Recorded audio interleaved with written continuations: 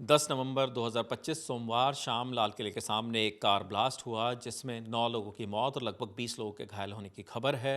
जिसके बाद लगातार इस ब्लास्ट के बाद अपडेट सामने आ रहे हैं, नई नई जानकारियां सामने आ रही हैं। फरीदाबाद से लेकर कश्मीर तक कनेक्शंस निकल कर आ रहे हैं, लेकिन एक जानकारी जो अब सामने आ रही है वो ये कि कहीं ना कहीं इस ब्लास्ट के पीछे पाकिस्तान और जैश ए मोहम्मद का हाथ भी हो सकता है। आतंकवादी संगठन जैश ए मोहम्मद, जिसे भारत ने पीछे बहुत नुकसान पहुंचाया था ऑपरेशन सिंदूर के दौरान भी, और लगातार कई चीज़ें आती हैं। हमारे साथ ही गौरव जी हैं जिन्होंने इस जानकारी से जुड़े और अपडेट्स जुटाए हैं। गौरव जी, ये जो जैश का नाम बार बार अब सामने आ रहा है, इसके पीछे क्या इनपुट्स हैं? देखिए, इंडिया टुडे के ब्यूरो चीफ हैं जम्मू कश्मीर के मीर फरीद। उनके जो सिक्योरिटी और इंटेलिजेंस में टॉप सोर्सेज हैं, उनके हवाले से उन्होंने कहा है कि इस बात की बहुत आशंका है कि जैश ए मोहम्मद के जो चीफ हैं, सरगना हैं, अज़हर मसूद जी। मसूद अज़हर का जो कई रिश्तेदार मारे गए बहावलपुर में। पहलगाम अटैक जो होता है 22 अप्रैल को, उसके बाद इंडिया जो है ऑपरेशन सिंदूर करता है, और ऑपरेशन सिंदूर जो 7 मई को बहावलपुर में जी।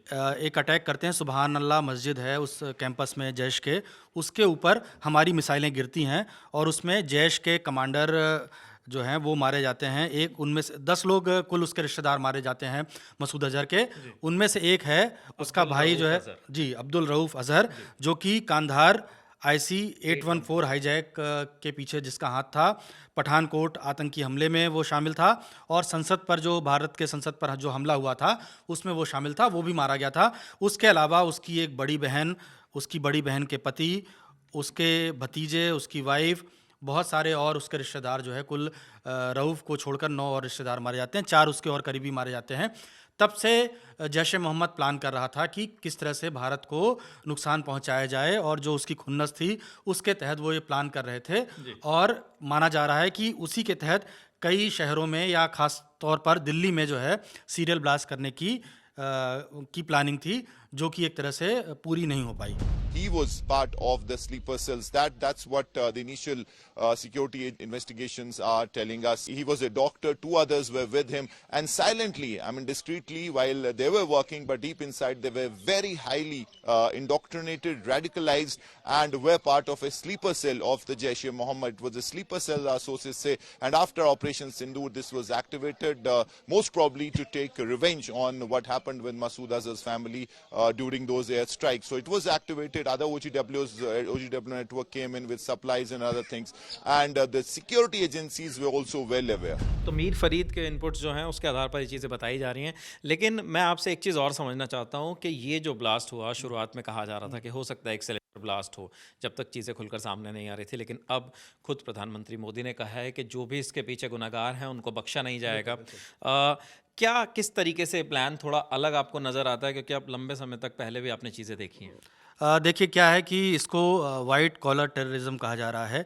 यानी पहले हम देखते थे कि जो बेरोजगार हैं, जो जिनके पास कोई काम नहीं है, उनको जो है कोई हैंडलर जो है उत्तेजित करता है, उत्प्रेरित करता है, भड़काता है, और फिर उस उनसे जो है आतंकी वारदातों को अंजाम दिया जाता है। इस बार जो है ये हम देख रहे हैं कि जो 3 डॉक्टर हैं, डॉक्टर उमर, डॉक्टर मुजम्मिल और डॉक्टर अदील मजीद राथर, तो ये तीनों श्रीनगर के गवर्नमेंट मेडिकल कॉलेज में पढ़ते थे, और वहाँ से इन तीनों की दोस्ती थी। उनमें से एक जो डॉक्टर उमर मौजूद था, बताया जा रहा है, जो गाड़ी जिसमें ब्लास्ट हुआ उसमें हो सकता है डीएनए के बाद पता चले कि वो उसमें जो लोग मारे गए हैं जी। उसमें से एक डॉक्टर उमर था या नहीं। उसके पहले डॉक्टर मुजम्मिल जो है वो अल फलाह यूनिवर्सिटी, जो कि मेडिकल कॉलेज भी है फरीदाबाद में, जी। वहाँ से उनको गिरफ्तार किया गया, और उसका एक साथी है डॉक्टर अदील, उसको भी बाद में गिरफ्तार किया गया। जी। तो ये 2 तो पकड़े गए, लेकिन तीसरा मिसिंग था, जो माना जा रहा है कि ब्लास्ट जो है, जो गाड़ी लेकर I-20 जा रहा था, उसमें वो बैठा हुआ था। अभी डीएनए के बाद ये पता चलेगा कि वो भी मारा गया या नहीं। जी। और जिस तरीके की चीज़ें गौरव जी कल दिन में भी हमारे सामने आ रही थी कि फरीदाबाद में जो जिस तरीके से अमोनियम नाइट्रेट को पकड़ा गया, 2900 किलो के आसपास ऐसा ज्वलनशील पदार्थ था जो बड़ा नुकसान पहुंचा सकता था। तो ये किस तरीके से काम करता है, और क्या कहीं ना कहीं इस ब्लास्ट के पीछे भी अमोनियम नाइट्रेट हो सकता है? क्या कार के अंदर ऐसी मौजूदगी या कुछ ऐसे सबूत नज़र आ रहे हैं? देखिए, एक मैंने अपने सोर्स से बात की, जो कि कोयले को निकालने के लिए जो ब्लास्ट करते हैं उसके एक्सपर्ट हैं, माइंस में उसके एक्सपर्ट हैं। उन्होंने बताया कि अमोनियम नाइट्रेट जो होता है वो कोयले की खदान में ब्लास्ट करने के लिए, जहां आप सोचिए कि चट्टानें हैं, कई सारी पत्थर हैं बीच में, उसके नीचे रखा जाता है और उसमें एक फ्यूल ऑयल मिलाया जाता है जिससे वो उस पर क्रिया करके वो गैस बनाता है और उसकी ताकत जो है वो कई 100 गुना, कई हज़ार गुना जो है बढ़ जाती है और बहुत तेज़ी से विस्फोट करता है। आप सोचिए कि पत्थर जो है, पत्थर कितना मजबूत होता है, पत्थरों को तोड़ते हुए जो है वो एक बड़े हिस्से को पेनिट्रेट करता है। उसके बाद उन्होंने मुझे बताया कि अगर उसको किसी सतह पर उससे ब्लास्ट करा जाए अमोनियम नाइट्रेट से, तो वो बहुत ज़्यादा कंपन करता है, बहुत दूर दूर तक कांच के शीशे टूट जाते हैं और ऐसा लगता है कि जैसे कि कोई भूकंप आ गया हो। विपिन, आपने सुना होगा, एक चश्मदीद बता रहा था कि उसको लगा कि मैं बच नहीं पाऊंगा और मैं 3 बार गिरा, जो है इतना कंपन हो रहा था। तो इससे पता चलता है कि जो खबरें आ रही हैं कि अमोनियम नाइट्रेट था, अमोनियम नाइट्रेट का इस्तेमाल लगता है कि वहाँ पर हुआ है। बिल्कुल, तो ये भी जांच का विषय है। अभी तक जो चीज़ें हैं, फोरेंसिक की टीमें वहाँ पर मौजूद हैं, एनआईए की टीम वहाँ पहुँची और जितने भी सुरक्षा से जुड़े हुए डिपार्टमेंट्स हैं वो नज़र आ रहे हैं। कल देर रात से ही लगातार अपडेट्स आ रहे हैं, लगातार नई जानकारियाँ आ रही हैं, लेकिन अब जो ये एक नाम जैश से जुड़ा हुआ भी आ रहा है, इस पर और क्या ऑथेंटिक इन्फॉर्मेशन आती है वो भी आप तक पहुँचाएंगे। फिलहाल इस खबर में इतना ही। हमारे साथी गौरव जी, मेरा नाम विपिन है। देखते रहिए दी लल्लन टॉप। शुक्रिया।